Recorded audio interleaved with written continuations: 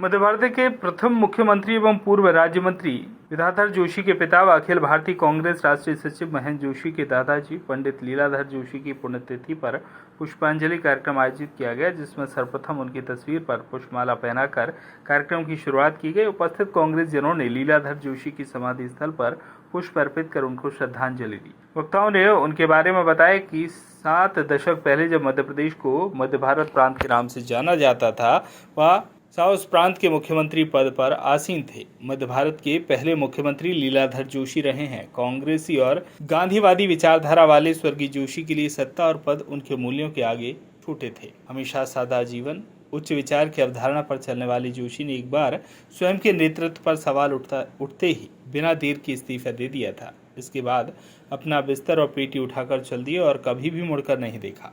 सत्ता का लोभ ना पद का अहंकार, सिर्फ सादगी ही उनकी संपत्ति थी। स्वर्गीय लीलाधर जोशी को मध्य भारत राज्य का पहला मुख्यमंत्री बनने का गौरव प्राप्त हुआ था, लेकिन कुछ समय बाद कांग्रेस विधायक दल में ही उनके खिलाफ अविश्वास प्रस्ताव आया। जैसे ही इसकी सूचना जोशी जी को मिली, उन्होंने तुरंत मुख्यमंत्री पद से इस्तीफे की पेशकश कर दी, लेकिन देश के तत्कालीन गृह मंत्री सरदार वल्लभ भाई पटेल ने उन्हें ऐसा करने से रोका। वल्लभ भाई के कहने पर उन्होंने उस वक्त इस्तीफा नहीं दिया, लेकिन कुछ समय बाद फिर उनके नेतृत्व को लेकर अविश्वास की मुहिम चली।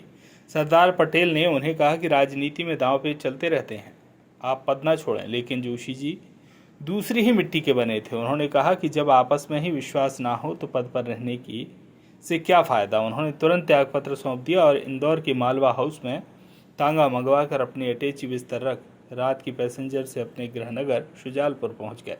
मुख्यमंत्री की कुर्सी की हैसियत उनके लिए इतनी ही थी। लीलाधर जोशी की 29वीं पुण्यतिथि पर कांग्रेस जनों ने उन्हें भावपूर्ण श्रद्धांजलि अर्पित की। इस अवसर पर कई कांग्रेस जन उपस्थित रहे। शुजालपुर से रमेश राजपूत की रिपोर्ट।